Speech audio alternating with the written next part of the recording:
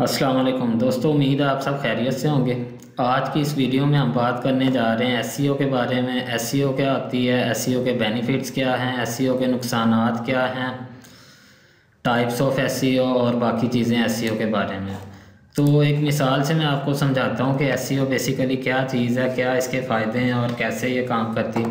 मिसाल के तौर पे एक बंदा लाहौर में बैठा हुआ है, उसने शूज़ ख़रीदने थे। वो आके गूगल पे सर्च करता है shoes for man in Lahore. जैसे ही उसने सर्च किया तो ये रिज़ल्ट्स उसके सामने ओपन हो गया। ये डिफरेंट वेबसाइट्स उसके सामने आ गई। जैसे जैसे आप स्क्रॉल डाउन करते जाएंगे ये मज़ीद वेबसाइट्स आती जाएंगी, हज़ारों के हिसाब से वेबसाइट्स शो हो जाएंगी। अब इसमें सोचने वाली बात ये है कि OLX ये तो ऐड पोस्टिंग वाली साइट है ना, इसको तो आप साइट पे कर दें। ये जो साइट्स हैं service.pk तीसरे नंबर पे आ रही है, प्रीमियम शूज़ shoeplant.pk या ये हश पपीज़ ये 5वें नंबर पे आ रही है। इन साइट्स वालों ने ऐसा क्या जादू किया हुआ है कि ये टॉप पे आ रही हैं और बाकी जो बेचारे हैं, हालांकि वो भी शूज़ ही बेच रहे हैं, वो बहुत नीचे जाके कहीं बैठे हुए हैं। कोई 35वें 36वें नंबर पे बैठा हुआ है, कोई जनाब वो 100वें नंबर पे होगा।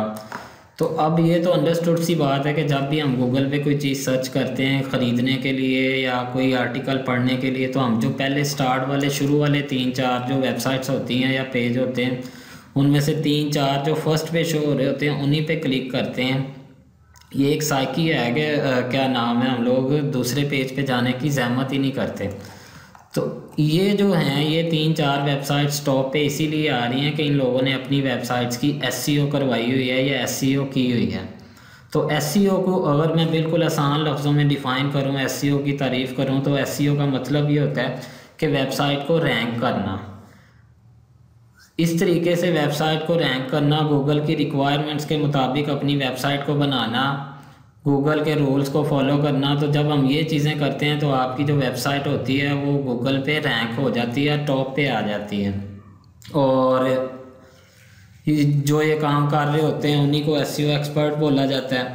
तो इसमें होता कि अब इसमें काफ़ी सारी चीज़ें होती हैं। जैसे गूगल ये कहता है कि आपने हेडिंग्स इस तरह की यूज़ करनी है, इमेजेस इस तरह के यूज़ करने हैं, लेंथ आपकी इतनी होनी चाहिए, कोई भी आर्टिकल लिखते हुए इमेजेस का साइज़ इतना होना चाहिए।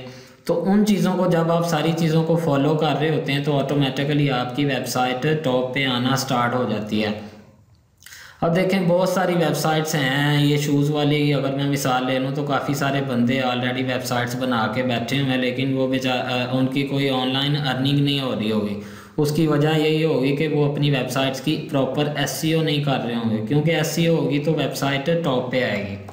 तो ये बिल्कुल आसान सी एसईओ की डेफिनेशन है कि कोई भी वेबसाइट या कोई भी जो आप ब्लॉग वगैरह बनाते हैं उसको गूगल के रूल्स के मुताबिक मेंटेन करना। सर्च इंजन ऑप्टिमाइजेशन, उसको ऑप्टिमाइज़ कर देना। ऑप्टिमाइजेशन का मतलब ही यही होता है कि किसी चीज़ से 100% लेना या 100% के करीब। तो इसी तरह से वेबसाइट को अगर आप बिल्कुल आपकी ओके होगी तो ऑटोमेटिकली टॉप पे ही रहेगी। जैसे मिसाल के तौर पे एक और मिसाल मैं दे देता हूँ कि आपके पास अगर एक कार हो, गाड़ी हो, उसका इंजन तो बहुत अच्छा हो लेकिन उसके टायर अच्छे ना हो तो डेफिनेटली आपको वो रिक्वायर्ड रिज़ल्ट नहीं देगी। या उसके टायर अच्छे हो, इंजन अच्छा ना हो, उसके बरक्स अगर गाड़ी हो, उसके टायर भी अच्छे हो, इंजन भी अच्छा हो, हर तरह से वो एक बिल्कुल ओके हो, एवरीथिंग उसकी ओके हो, तो आपको उसको चलाने का भी मज़ा आएगा, उसकी पेट्रोल एवरेज भी अच्छी आएगी। तो इसी तरह से एसईओ में भी जो वेबसाइट्स होती हैं, जो वेबसाइट्स ओनर्स होते हैं या जो बिजनेसमैन होते हैं जो गूगल के रूल्स को फॉलो करते हैं, तो उनकी वेबसाइट्स ऑटोमेटिकली टॉप पे आ रही होती हैं। अब आगे कुछ और चीज़ें देख लेते हैं कि एसईओ के बेनिफिट्स क्या हैं, एसईओ करने से हमें क्या फ़ायदे हासिल हो सकते हैं, एसईओ में जॉब्स के क्या चांसेस होते हैं वगैरह वगैरह। सबसे पहले अगर मैं बात करूं टाइप्स एसईओ की, तो ये बेसिकली 3 टाइप्स होती हैं एसईओ की। एक ऑन पेज होती है, ऑफ पेज होती है और technical SEO. On page SEO में क्या होता है कि हम वेबसाइट का नाम वगैरह, उसके इमेजेस वगैरह और उस पर जो डाटा होता है उसको हम वो गूगल के रूल्स के मुताबिक अपडेट करते हैं। मोस्टली ये एक ही बार अपडेट किया जाता है लेकिन ज़रूरत पड़ने पे दोबारा भी चेंज कर लेते हैं। उसके बाद ऑफ पेज एसईओ आती है। ऑफ पेज एसईओ में क्या होता है कि हम लोग बैक लिंक्स बनाते हैं, दूसरी वेबसाइट्स पे जाके अपनी साइट के लिंक लगाते हैं। ये सारी चीज़ें आगे तफसील में आएंगी। उसके बाद टेक्निकल एसईओ होती है। टेक्निकल एसईओ में क्या होता है कि हम लोग वेबसाइट की स्पीड वगैरह देख रहे होते हैं कि वो कितनी जल्दी लोड हो रही होती है। उसके अलावा कि वो मोबाइल पे किस तरह से, मोबाइल पे अगर वो यूज़ करें तो उसकी क्या रिस्पॉन्स आ रहा होता है, तो ये टेक्निकल में आ जाता है। उसके बाद एसईओ के बेनिफिट्स आ जाते हैं कि अगर लेट से एक बंदा एसईओ कर लेता है तो क्या उसको फ़ायदे होते हैं। तो एसईओ के बहुत सारे बेनिफिट्स हैं। कई लोग proper as a SEO expert job कर रहे हैं। मिसाल के तौर पे आपको एक जॉब मिल सकती है या आप फ्रीलांसिंग कर सकते हैं। फाइवर पे, अपवर्क पे अगर आप सर्च करें तो काफ़ी सारे प्रोजेक्ट्स एसईओ के हवाले से आए हुए होते हैं। तो जो लोग अभी तक एसईओ की तरफ नहीं आए, मैं उनको रिकमेंड करूँगा कि एसईओ एक ज़बरदस्त काम है, सीखने की चीज़ है, तो ज़रूर एसईओ सीखें। इस एसईओ का बहुत सा स्कोप है, बहुत सा काम पड़ा हुआ है। अच्छा, अब लास्ट में एक चीज़ और आती है। कुछ लोग कहते हैं जी क्या नाम है कि एसईओ डेड होने जा रही है या एआई आ गया है तो एसईओ डेड हो जाएगी। भाई ऐसा कुछ नहीं है, जब तक गूगल है तब तक एसईओ है। लेकिन ये है कि चीज़ें मॉडिफाई होती जा रही हैं with the passage of time. जैसे जैसे गूगल का कोई एल्गोरिथम आता है या कुछ यूज़र होते हैं वो ब्लैक हैट एसईओ की तरफ जाते हैं, यानी कि छेड़खानी करने की कोशिश करते हैं गूगल के साथ। तो ऐसे में फिर गूगल नई अपडेट्स लाता है, तो फिर जो एसईओ एक्सपर्ट होते हैं उन अपडेट्स के मुताबिक दोबारा से अपनी साइट्स को ऑप्टिमाइज़ करना शुरू कर देते हैं या मॉडिफाई करना शुरू कर देते हैं। तो एसईओ जो है ये एक लॉन्ग टर्म प्रोसेस है, चलने वाला प्रोसेस है।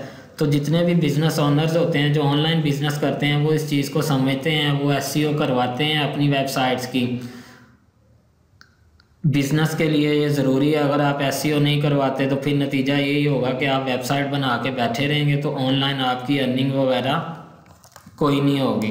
कोई बंदा भी आपसे ख़रीदने या शॉपिंग करने नहीं आएगा। जो भी अगर आपके कोई कस्टमर आएंगे वो ऑफलाइन ही होंगे, ऑनलाइन नहीं होंगे।